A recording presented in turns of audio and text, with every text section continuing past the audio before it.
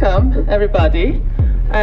This is the walk and talk we are doing with Guillaume Bression, who is one of the two photographers. Together with Carlos Ayesta, he's produced the Fukushima no-go zone exhibition, and it's the largest exhibition in a sense at the festival because it's 6 bodies of work that's part of this huge project. Guillaume has been together with Carlos for the last 6 years, since 2011, when in Fukushima there was the earthquake, the tsunami, and then the nuclear power plant catastrophe. Been following the work for so many years and the whole devastation to get into depth with the body of work and the accident and what happened.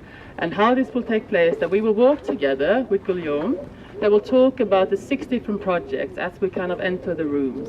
And the walk and talk should be an informal gathering where you're open to ask questions throughout the talk, and also when we are walking in between the exhibitions. So there's opportunity to come closer to the artist than being in the traditional lecture theatre, where it always kind of feels as there is a distance in a way. Great, so thank you for doing this. Do you want to say a few words here before we start? Yeah? Great. Okay. So, thank you for coming. I didn't expect such a huge audience, so it's really nice. And the weather is not raining, so I'm really happy. So yeah, the place is really amazing. I hope the work deserves the places. And I mean, we'll start, it's different series in different locations. So I don't know, I think we can start with the night series. Yeah, it's fine for you, good, because it's the first series that we have done in December 2011. So maybe let's go and I can maybe talk on the way. Exactly, anyway. Yeah. But yeah. We start there. Great, come along. So.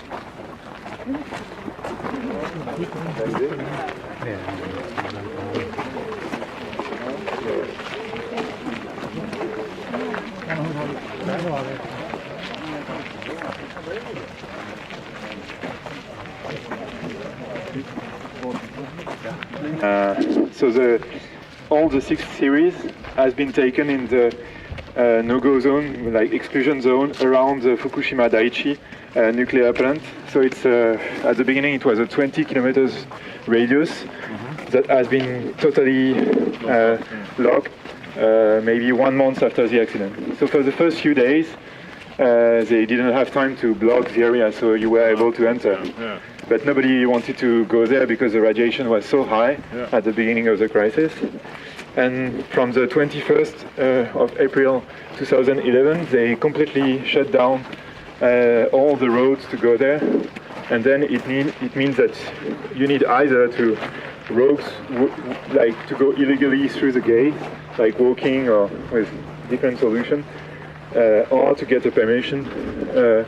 But at that time it was like almost impossible to get a permission from the government because they didn't want first to take responsibility for you, and second to talk about the area while they were actually trying to solve the crisis, or to, if we can solve this kind of crisis anyway.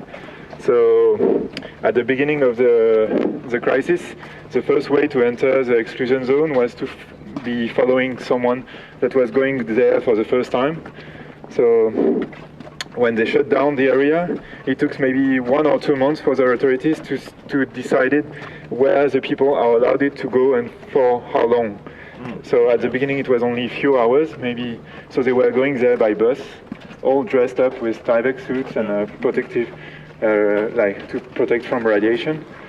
And so the only solution is to go with this kind of group, which is not the best solution if you want to do this kind of project, because you are not alone, or you are not there for enough time to do a project like this.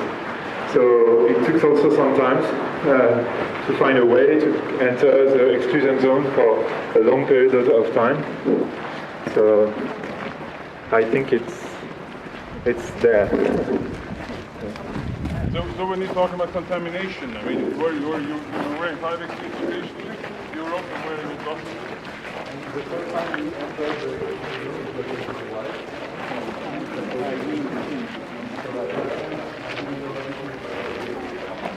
the about it, and then you have to decide. I mean, when you do this kind of project, it's either like we were not.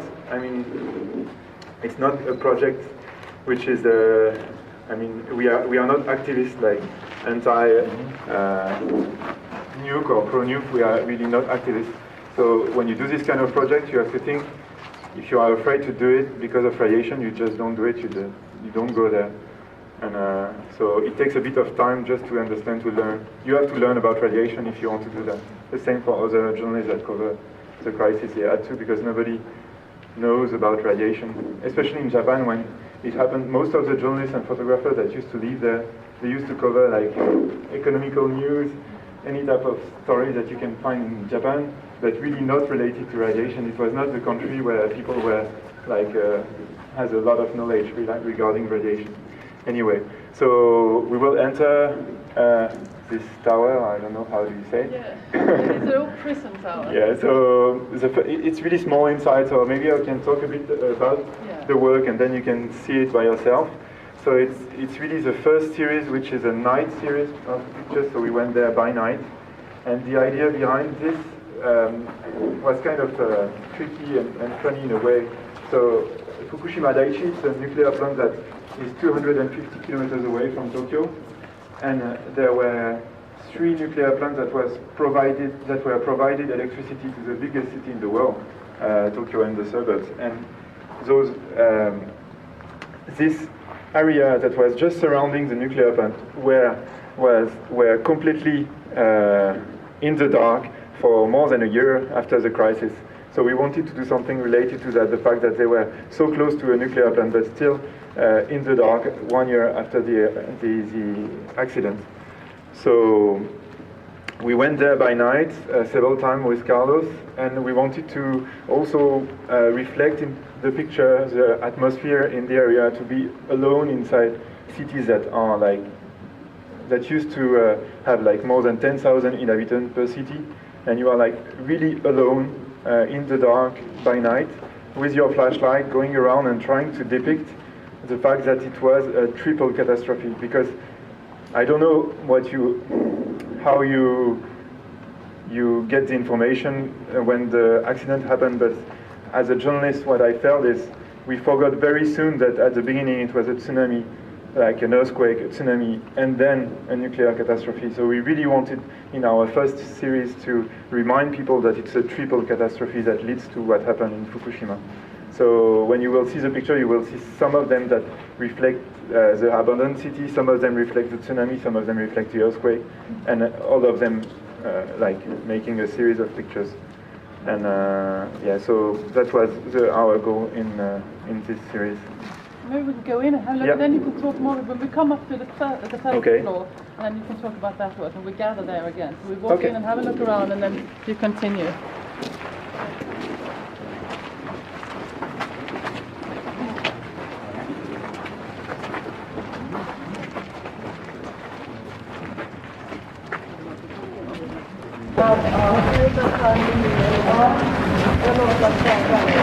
In December 2011, and to enter, like we did very like crazy stuff to enter the zone with a car, because in Japan it's really cold during the winter. So if you want to cover this huge area by night, when it's like -5 or it's kind of tough, so you can't go there walking with your equipment. So most of the time you try to go back, and it took like months to be able to continue the project, because after we stayed like several days at the police station, it was really, really, really tough to do this kind of crazy stuff in Japan. I would not, I will never do it again, I think, in Japan. But anyway, I mean, the project almost stopped after that picture, so that's why it's important for me now. But still, we managed to continue the project with other different solutions, and it leads to this first series of work that was done in 2011 and 2012. So maybe I'll let you see a bit more, and then we can go upstairs.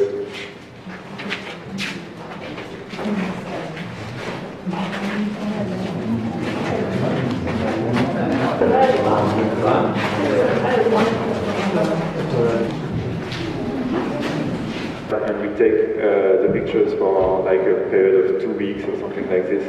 And the fact that we take the picture together is not like two photographers working randomly and then mixing the pictures. It's really we take the picture together. It implies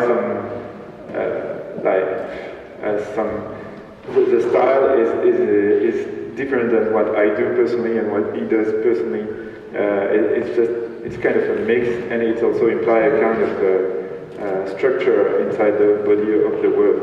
And we decided to do one series per year also because of that, because it was coming and leaving and coming and leaving. And also because every time we go there and every year, it's not like a crisis where something happened and then it's done, like in a nuclear crisis, and covering this kind of region, it's always evolving. So the problem of the people, the problem of the region, what's happened there is changing, and it's different year after year. And that's why we decided to do like one series per year, and it leads to 6 different series from 2011 to 2016. We finished this project last year. And we did that series, which not documentary series, because we use plastic and we interfere into the image because we wanted to do a project regarding the fear of radiation. At that time it was 1 year after the accident, a bit more, and it was still really, really strong in the mind of people that we were interviewing, the fact that they didn't know really what was the radiation, and also that they were really afraid of because they didn't know, and also because there is many reasons to be afraid of radiation. But still, we didn't know how to illustrate this into pictures and how we can show it, so we decided to create borders, to use plastic to show different things. So you will see there are different type of pictures, and also the fact that the area was at that time really, it was really a 20 kilometers radius. And as you probably know, the radiation, when you have this kind of hydrogen explosion or nuclear explosion, as in Chernobyl, it goes through the air, and there is no reason that it stopped at 20 kilometers away. So the radiation is spread out, and you don't know if where you are, actually, if you are not measuring, you don't know if the radiation is really high, and maybe 2 meters away, or maybe 10 meters away, the radiation is low. And so this we wanted to also create imagine fake borders to try to tell those kind of things, and also something that was decided with this 20 kilometers radius border. They really put physical border, and sometimes one neighbor is forced to evacuate, and someone who is just next to the border is not evacuated and don't get compensation. So we also wanted to really talk about borders into this series of work. So this was the second one. The third series is another series about nature that we did the 2 series in the same time. And that one is really the name of the series is Retracing Our Steps. It's also the name of the whole project, the name of the book. The one that we put the most energy in, and it's the most important around the plant, because they wanted to reopen the towns. And by doing that, we thought, okay, and then we think, how can we show differently the facts and the strong decisions that they have to make to decide to come or not to come. And it was also a way to discuss about the policy from the government about reopening the city, because after 3 years or after 4 years, you have many different situations, but most of them, they start living elsewhere. So it's not a matter only about radiation, but it's a normal situation in the life where after 4 years, maybe you don't want to come anymore. But the idea that we through the different series that we have done before that one, we went to many places like walking for us. So this is a stage series of pictures. So they came for us and they posed for us. So in that sense, it's not purely documentary photography.